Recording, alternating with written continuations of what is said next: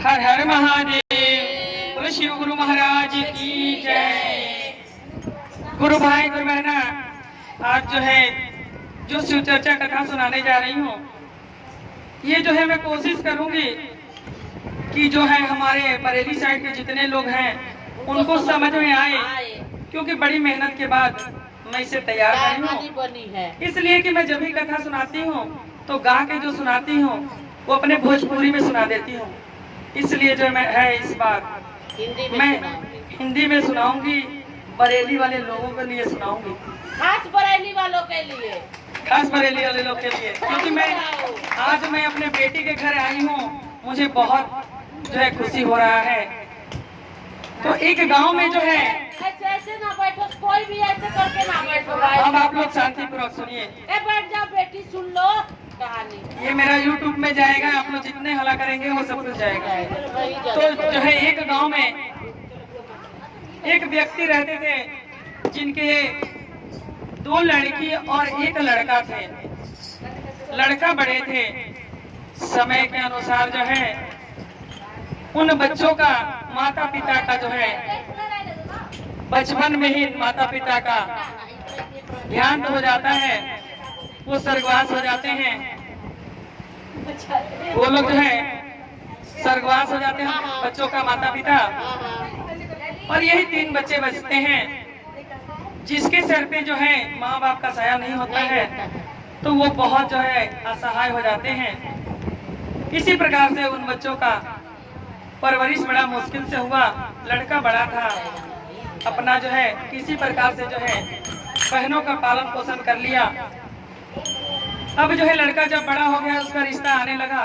सब लोग कहे कि इसका शादी कर दिया जाए, इसलिए कि घर में कोई करने वाली आ जाएगी, उसके बाद लड़कियों का शादी हो जाएगा। इसी प्रकार से जो है लड़का का शादी कर दिया गया और घर में उन लड़कियों का भौजाई आ गई। तो जब आ गई, अब बड़ी लड़की जो है उनके बड़ी जो नंद होती है, वो बड़ी नंद जो है वो भाभी के अपने जो है सब मतों में हाँ हाँ मिलाती रहती और काम काज कुछ करती नहीं, पर हाँ में हाँ मिलाती। थी बड़ी वाली, और छोटी वाली सब काम घर का करती। कोई गलती होता तो भाभी को भी बोलती और बहन को भी बोलती, इसलिए भाभी से वो बहुत बुरी थी। भाभी उनको बहुत कम मानती थी, बहुत कम मानती थी। अब जो है शादी का समय आ गया, इनका भी। छोटी वाली काम काज तो करती ही थी, शिव गुरु से भी अपना नेह लगाई थी, शिव गुरु का भी चर्चा भजन में जाती, पूजा पाठ करती। बड़ी वाली को इस चीज से मतलब नहीं था, केवल भौजाई के आगे पीछे रहना ही उसको था। भौजाई जो है दोनों के लिए बर देखी, घर भर देखी, तो वो ऐसा ही दिखवाई कि जो बड़ी वाली के लिए काफी धनवान हो और छोटी वाली के लिए काफी गरीब घराना दिखा दी। तो अब इसी प्रकार से जो है बड़ी बहन बड़े घर में रहने लगी, छोटी वाली छोटे घर में जैसे कर दिए उसी में रहने लगी, अपना गुजर बसर करने लगी। अब जो है जब बड़ी बहन आती थी तो काफी कुछ बच्चों का कपड़ा लाता और मिठाई तरह तरह के लेकर के आती, पर वहाँ छोटी जब आती तो छोटी के पास तो कोई उतना पैसा नहीं, जो ही सस्ती मस्ती मिठाई मिले अपना वही लेकर के अतासा बतासा चली आती। करते करते गुरु बहना ये समझ लीजिए कि 1 साल बीतने को है, यही रक्षाबंधन आ गया। और रक्षाबंधन में बड़ी ननद के पास फोन करके कह देती हैं कि ननद तुम पहले आ जाना, पहले आ जाना कि राखी बांध के चले जाना, छोटी वाली से तो राखी बनवाएंगे नहीं अगर आ भी गई तो। इस प्रकार जो है बड़ी वाली आई, तरह तरह के मिठाई कपड़े लत्ते लेकर के आई, उस सुबह ही राखी बांध के चली गई। छोटी वाली कुछ देर के बाद आती है, अपना जो ही उसके सस्ते मस्ते मिठाई मिला वो लेके आती है। अब पूछती है भाभी भैया कहाँ है। वो भाभी क्या करती है कि उसके आने से पहले ही पति को छत पे कह देती है कि आप जो है आराम करो, छोटी वाली तो आने की रही, वो तो आपको आंखों से देखना नहीं चाहती। क्योंकि उनकी बुराई करती वो, तो कहती वो आपका आंखों से देखना नहीं चाहती, वो रक्षाबंधन में कहाँ से आएगी। ऐसा नहीं हो सकता, आप जाओ और आराम करो। भाई भी गए और ऊपर आराम करने लगे, बाहर से इनने कुंडी बंद कर दी। तब तक छोटी बहन आ गई, अपना जो ही उसका जूरा आटा वो लेकर के चली आई। कहने लगी भाभी भैया कहाँ हैं, भैया को बुला दो। वो कहती है कि कोई ठीक नहीं है, भैया कब तक आएंगे कब तक नहीं, और कहाँ गए हम उससे बता के नहीं गए हैं, बता के नहीं गए हैं और कब तक आएंगे मुझे नहीं पता। तुम यहाँ से चली जाओ। मैं कहती तो हूँ कि तुम यहाँ पर मत आया करो, अपनी शक्ल मत दिखाया करो, अब जिस घर में कर दी उसी घर में रहो। लड़की बहुत रोने लगी और रो रो करके कहती है, अरे मेरे भैया राखी तोले वो बहना, वाए गरीब बहना आए गई है। अरे मेरी बहन, अरे मेरे भैया राखी तोले वो बहना, वाए गरीब बहना आए गई है। अरे मेरे भैया राखी तोले वो बहना, वाए गरीब बहना आए गई है। अब जो है रोती है और रोती गिलगिलाती है, कहती है भैया कहाँ हो, आओ और राखी बनवा लो। क्योंकि जो भी गरीबी है उसमें आप तो जानते हो, और जिस गरीबी में हम लोग रहे हैं, माँ बाप सब जो है हम लोग तक गुजर गए, ये तो पता है। तो कहती है बचपन में मैया मर गई, बचपन में बाप मर गए, बचपन में मैया मर गई, बचपन में बाप मर गए। अरे मेरे भैया तुम ही तो जीवन के आधार, राखी तो बनवाए ले।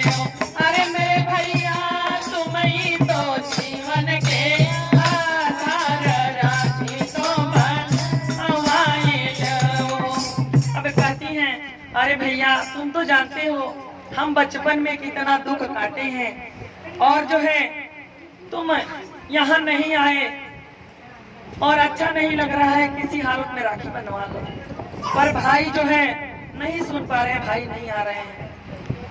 और भौजाई कहती है कि सुनो, कितनी देर तक तुम हट लगा के एक बार कैमरा घुमा देना, उठा। वो कहती हैं कि कितना देर जो है कितना देर हट लगाए रहोगी, तुम यहाँ से जाती क्यों नहीं हो। मैं कहती हूँ कि मैं तुम्हारा शक्ल भी देखना नहीं चाहती, फिर भी तुम मुंह उठाए चली आती हो, मुंह उठाए चली आती हो, तुम चली जाओ। इस प्रकार से बड़ा उनको दुदकार करके, बहन तो जान नहीं रही थी, पर वहाँ से जो है वो बड़ा कह सुन करके भौजाई जो है वहाँ से उनको भगा देती है। अब रोते रोते वो चल देती है वहाँ से, और जाते जाते जंगल के पास बैठ जाती हैं।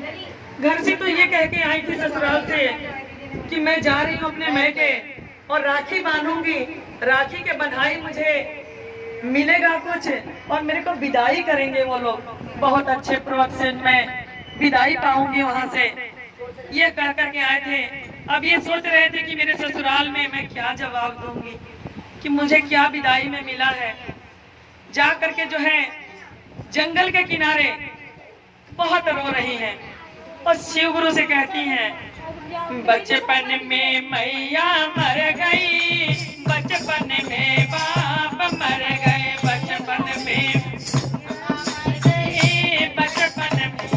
अरे मेरे शिव गुरु किनको मैं राखी आज बानू, कौन करेगा मेरे विदाई। अरे मेरे शिव गुरु किनको मैं बांधू आज, राखी कौन करेगा मेरी विदाई। इस प्रकार से जो है अब वहाँ रो रही हैं करके, हे शिव गुरु मैं आज राखी किसको बांधूं और कौन मेरा विदाई करेगा। मैं तो कहीं के नहीं रही, ससुराल में जाऊंगी, पूछेंगे विदाई क्या दिए हैं, राखी के बंधाई क्या दिए हैं। सुन करके जैसे हम लोग का कलेजा छलनी हो जाता है, उसी प्रकार से जो है चिड़िया जीवा जंत सब जो है व्याकुल हो गए जंगल में। एक जो है इच्छाधारी नाग थे, नाग निकल के आए। अब बोले कि बहन किस लिए रो रही हो? कहने लगे कि हे गुरुजी, यही मेरा बात है जो मैं आपको अभी गा के सुनाई हूँ, और मैं किसको राखी बांधूं? कहते हैं कि हे बहन निराश ना हो, आप मेरे पूंछ में राखी बांध दो, मेरे पूंछ में राखी बांध दो। अब ये खुशी हो गई, कहने लगी कि कोई बात नहीं, मेरा भाई इंसान होकर के राखी नहीं बनवाया, ये जानवर हो गए, कह राखी बांध दो तो मैं बेहिचक बांधूंगी। उनने राखी उस नाग के पूंछ में बांध देती हैं, और जो है वो नाग कहता है कि सुनो, यहाँ तो मेरे पास कुछ नहीं, अब चलो घर, और वहीं से तुम्हारी भौजाई विदाई करेंगी।